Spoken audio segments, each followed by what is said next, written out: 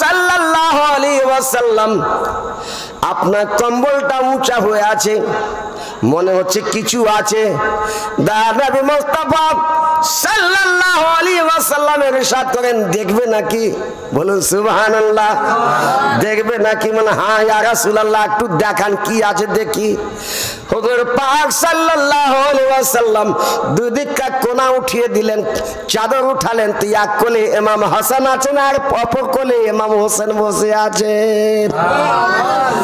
আমার হুজুর বলেন, আল্লাহুম্মা আল্লাহুম্মা ইন্নী উহিব্বুহুমা ফাআহিব্বাহুমা ওয়া আহিব্বা মান ইউহিব্বুহুমা। ইয়া আল্লাহ, আমি এই দুই বাচ্চাকে ভালোবাসি, হে আল্লাহ তুমিও এদেরকে ভালোবাসো। ইয়া আল্লাহ, তাদেরকেও ভালোবাসিও যারা এদেরকে ভালোবাসবে। মিরাজ ইসলাম তাহলে হাদিস পরিষ্কার বলে দিচ্ছেন রাসূলুল্লাহ কি যারা এদেরকে ভালোবাসবে তারা জান্নাতে যাবে। হুজুর পাক সাল্লাল্লাহু আলাইহি ওয়াসাল্লামের হাদিস, তিরমিজি শরীফের হাদিস, হযরত আলী রাদিয়াল্লাহু তাআলা আনহু থেকে বর্ণিত। হযরত আলী বলেন, একদিন আমি দেখলাম রাসূল পাক সাল্লাল্লাহু আলাইহি ওয়াসাল্লাম ইমাম হাসান হোসেনের হাতকে ধরে নিয়েছেন।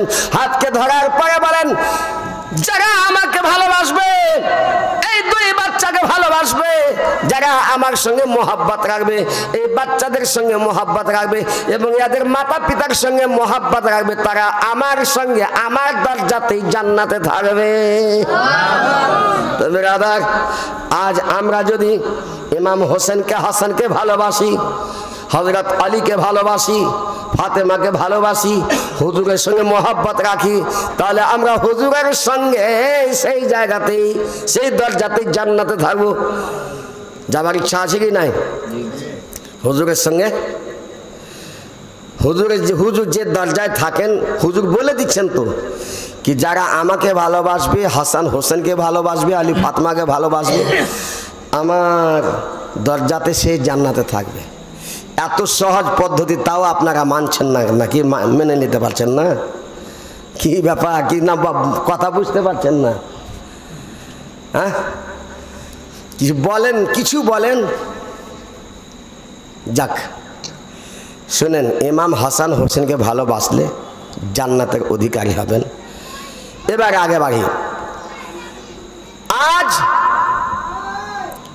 ইমাম হাসান হোসেনকে 20 দিন পান করালো এবং ইমাম হোসেনকে কারবালায় শহীদ করলো। কত বড় অত্যাচার, কত বড় জুলুম করেছে।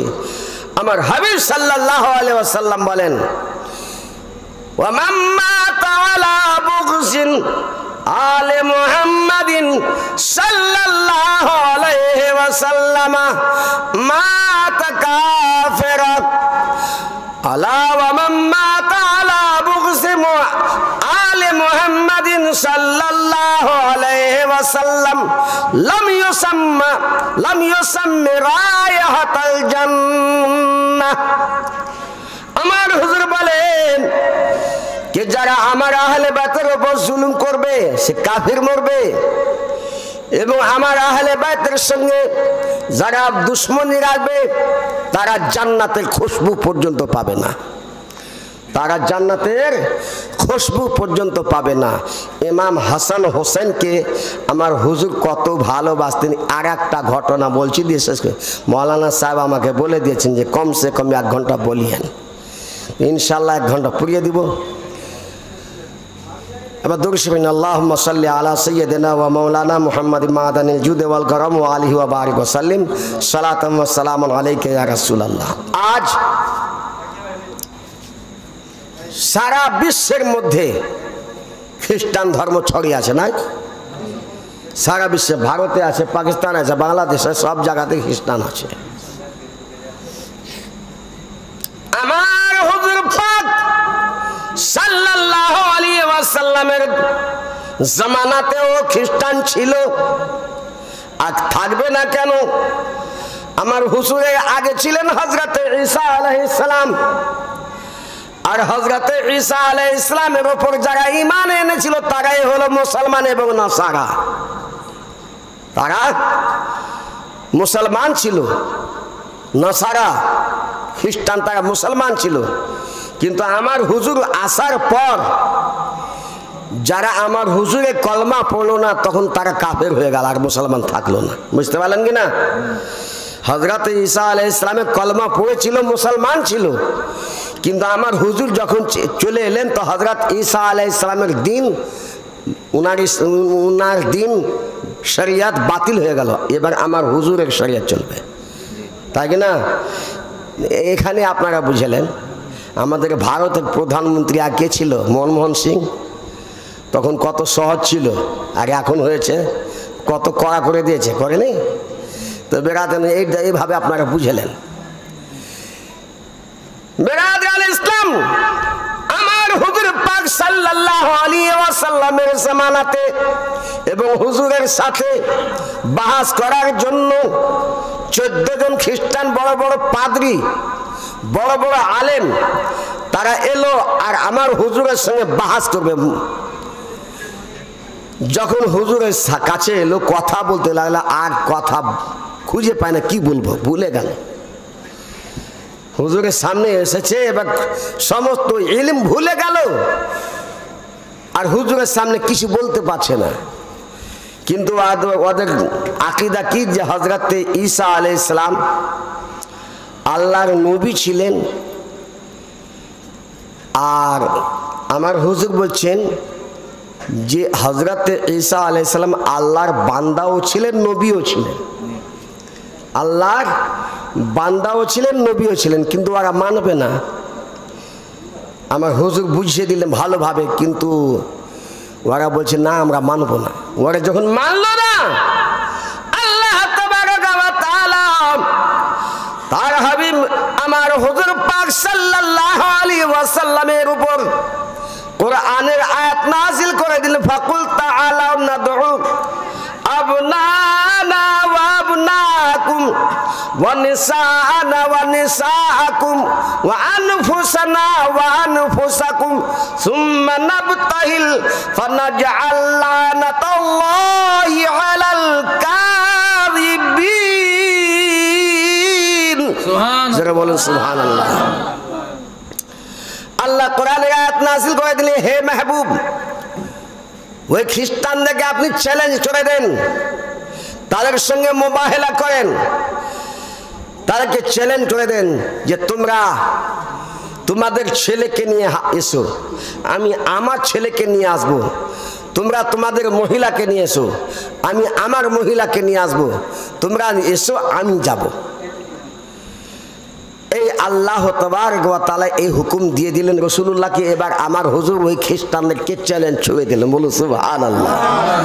বিরাদার, আমার হুজুর পাক সাল্লাল্লাহু আলাইহি ওয়াসাল্লাম দুনিয়ার বুকে নিজের ইচ্ছায় কোনো কাজ করতেন না, আল্লাহ যেটা বলতেন সেটাই করতেন। এটা কোথায় প্রমাণ? আল্লাহ কোরআনে বলছে, ওয়া মা ইয়ানতিকু আলা আনিল হাওয়া ইন হুয়া ইল্লা ওয়াহয়ুন ইউহা। আমার নবী নিজের ইচ্ছায় কিছু বলতেন না, আল্লাহ যেটা বলার ইচ্ছা বলার আদেশ দিতেন সেটাই বলতেন। ভাই বসে যান, একটু বসে যান, বসে যান। যেটা আল্লাহ বলার হুকুম দিতেন সেটাই বলতেন।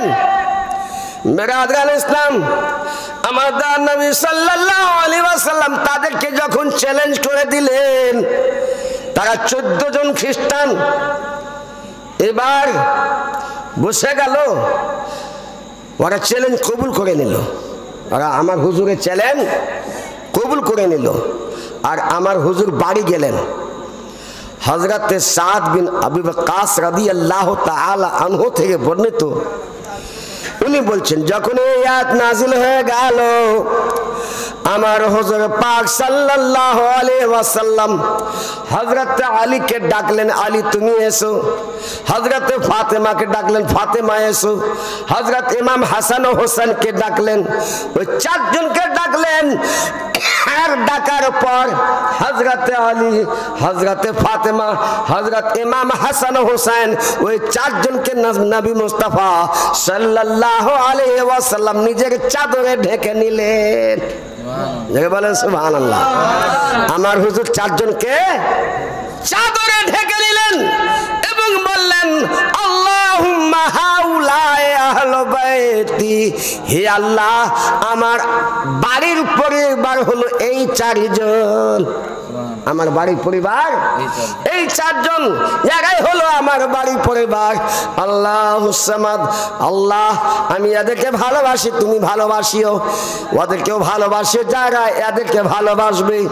তারপরে রাসূলুল্লাহ সাল্লাল্লাহু আলাইহি ওয়াসাল্লাম আলীকে, ফাতেমাকে, হাসান ও হোসেনকে শিক্ষা দিচ্ছেন যে শোনো, খ্রিস্টানদের সঙ্গে মুবাহিলা আছে। মুবাহিলাতে কি কাজ হয়? মুবাহিলাতে হলো একদল নবী সাল্লাল্লাহু আলাইহি ওয়াসাল্লাম আর একদল খ্রিস্টান। মুবাহিলাতে এটা হয় একদল আরেক দলের উপরে বদদুয়া করবে, যেটা সঠিক হবে সেটা থেকে যাবে, আর যেটা বেঠিক হবে সেটা হালাক হয়ে যাবে। জোরে বলুন সুবহানাল্লাহ। আল্লাহুস সামাদ। আমার হুজুর বলেন, ও আলী ফাতেমা, আমি যখন দোয়া করব তখন তোমরা আমিন আমিন করিও। বলুন সুবহানাল্লাহ। এবার হুজুর চলতে লাগলেন খ্রিস্টানদের সঙ্গে মুবাহিলা করার জন্য। হুজুর পাক সাল্লাল্লাহু আলাইহি ওয়াসাল্লাম আগে আছেন, আর হুজুরের পিছনে ফাতেমা আছেন, আর ফাতেমার পিছনে আলী আছেন। বলুন সুবহানাল্লাহ। আর হযরত আলী, হযরত ইমাম হাসান হুজুরের আঙুল ধরে চলছেন, আর ইমাম হোসেন কোলে আছেন। বলুন সুবহানাল্লাহ। আচ্ছা, কত বড় নূরানি দৃশ্য হবে বলেন তো। হুজুর আল্লাহর নূর, ফাতেমাও নূর, আলীও নূর, হাসানও নূর, হোসেনও নূর। বলুন সুবহানাল্লাহ। এটা আমার বানানো কথা, এটা আমার কথা নাই, এটা আলা হযরত বলেছেন। तू है आईने नूर तेरा सब घराना नूर का, सुबह तैबा में हुई बढ़ता है बाड़ा नूर का, सदका लेने नूर का आया है तारा नूर का, ताज वाले देख कर तेरा अमामा नूर का। अमामा ने पगड़ी, अमामा माने पगड़ी। ताज वाले देख कर तेरा अमामा नूर का, सर झुकाते हैं इलाही बोल बाला नूर का, सर झुकाते हैं इलाही बोल बाला नूर का। तेरी नस्ले पाक में है बच्चा बच्चा नूर का, तेरी नस्ले पाक में है बच्चा बच्चा नूर का, तू है ऐने नूर तेरा सब घराना नूर का, तू है ऐने नूर तेरा सब घराना नूर का। तो बिरादरान इस्लाम, এবার হুজুর এই নুরানি কাফলা নিয়ে যাচ্ছেন। কিভাবে? হুজুর আগে, হুজুরের পিছনে ফাতেমা, তার পিছনে আলী। হযরত ইমাম হাসানের আঙুল ধরে ইমাম হোসেনকে কোলে নিয়ে চলে যাচ্ছেন নুরানি কাফলা। দেখেন, আজ আমার মা বোনেরা নিজেকে পর্দায় রাখে না, নিজের কোন জায়গাতে কাপড় আছে কোন কাপড় নাই ওটা দেখাই করে না, আপনার খেয়ালই রাখে না। আমার মা বোনেরা, মহিলাদের যদি কোনো একটা চুল পর পুরুষে দেখে লাই, ওই চুল জাহান্নামের আগুনে পড়বে। তো চুল যদি পুড়ে, তা আপনার পেট বা পিঠ যদি উদাম হয়ে থাকে তো এর অবস্থাটা কি হবে? মা বোনেরা সতর্ক হয়ে যান। নিজের পুরুষ ছাড়া কেউ তার গোটা শরীরের মধ্যে কোনো অঙ্গ দেখতে পাবে না। একমাত্র মহিলাদের হাতের কবজা থেকে, কবজার এটা আপনার খোলা থাকতে পারে, পা থেকে আপনার ঘুঁটির নিচে, আর চেহারা আপনার খোলা থাকতে পারে, এটা জায়েজ আছে। তারপরে যে কোনো অঙ্গ খোলা হারাম আছে। পুরুষদের জন্য ন্যাংটি কষা চলবে না। এই যে ন্যাংটি কষা নিল দিয়ে ধান পুচ্ছে বা মাটি কাটছে, আর চলবে না, হারাম আছে। আপনার পুরুষদের জন্য নাভি থেকে হোঁঠার নিচু পর্যন্ত ঢাকা ফরজ, হোঁঠার নিচু পর্যন্ত ঢাকা ফরজ আছে। মহিলাদের চেহারা এবং হাত এটা বাদে সারা শরীরকে ঢাকা ফরজ আছে। যার কারণে ফরজের উপর আমল করার চেষ্টা করেন বা চেষ্টা করান। বিরাদগান ইসলাম, এবারে আসুন মা ফাতেমাতুজ জাহরা রাদিয়াল্লাহু তাআলা আনহা কত পর্দাশীল ছিলেন। হযরতে মা ফাতেমা রাদিয়াল্লাহু তাআলা আনহার চেহারা কখনো কোনো পর পুরুষের দেখেনি, চেহারা পর্যন্ত দেখেনি। আজকাল তো মা বোনেদের ঘোঙট উঠে গেল, ঘোঙট কি মাথাতেই কাপড় দেয় না। মৌলবি যাচ্ছে তাও আপনার এই যে রাস্তার পথে বিড়ি বাঁধতে আছে, দলের দল বিড়ি বাঁধছে, মৌলবি সাহেব চলে গেল, আর পিটু দাম দেখে নিল, দিয়ে দেখার পরে মাথায় কাপড় দিচ্ছে। হ্যাঁ, এটা কোনো পর্দা হলো? আর পিটু দাম, মাথাও দাম। মৌলবি সাহেবও যাচ্ছে, আর পিঠ দেখলো, পেট দেখলো, আপনার মাথা দেখলো, তারপরে মাথায় কাপড় দেখছে। তওবা নাউযুবিল্লাহি মিন যালিক। আল্লাহ তাবারক ওয়া তাআলা আমার মা বোনদেরকে বুঝার এবং পর্দায় আসার তৌফিক দান করেন, বলুন আল্লাহুম্মা আমিন। বিরাদগান ইসলাম, হযরত মা ফাতেমাতুজ জাহরা রাদিয়াল্লাহু তাআলা আনহার পর্দা দেখেন। আমার হুজুর আগে আছেন, হুজুরের পায়ের উপর ফাতেমার পা, বলুন সুবহানাল্লাহ। হুজুরের পা যখন মোবাহেলার জন্য যাচ্ছেন, ওই কাফেরদের সঙ্গে মোবাহেলা করার জন্য যাচ্ছেন, হুজুর পা ফেলছেন, হুজুরের পায়ের ওপরে ফাতেমার পা, আর ফাতেমার পায়ের ওপরে আলীর পা। বেরাদার, যেমন হুজুর পাক সাল্লাল্লাহু আলাইহি ওয়াসাল্লামের বেটির গোটা শরীরের পর্দা ছিল, তার পায়ের নিশানেরও পর্দা ছিল। যে হুজুরের পা জমিন থেকে ফাতেমার পাকে ঢাকছে, আর আলীর পা ফাতেমার পায়ের দাগের উপর পা ফেলে সূর্য থেকে ঢাকছেন। বিরাদগান ইসলাম, তাহলে যে ফাতেমাতুজ জাহরা রাদিয়াল্লাহু তাআলা আনহা সম্পর্কে আমার দাল নবী সাল্লাল্লাহু আলাইহি ওয়াসাল্লাম বলেন, আল ফাতেমাতু সাইয়্যিদাতু নিসাইল আলামিন, ফাতেমা সারা বিশ্বের মহিলাদের সরদারিনী। সারা বিশ্বের মহিলাদের সরদারিনী কে হলেন? হযরত ফাতেমা। তো বেরাদার, ও ফাতেমাতুজ জাহরা রাদিয়াল্লাহু তাআলা আনহা যখন জান্নাতে যাবেন, জান্নাত কোথায় যাওয়া হবে? 50,000 বছরের একটা রাস্তা আছে, পুল সিরাত যেটাকে বলছে। খুতবাতে আবুল হাক্কানিতে দেখেছি ওতে লেখা আছে 15,000 বছরের রাস্তা। যাই হোক, 15,000 বছরই ধরেন। আজ আমি এখানে আসছি, তো আমার যে ভাই আছে তো যেমন বিলের ধারে একটা গাছ আছে, এই বাড়ি আছে, এতটা পা ঢুকে গেছে কাদাতে আমার। হ্যাঁ, কেমন করে আসবো আমি সে চিন্তায় পড়ে গেছিলাম। তো বেরাদগান ইসলাম, এত চাওড়া রাস্তা, তাও আসতে পারছি না, বা চিন্তা করছি কেমন করে যাব।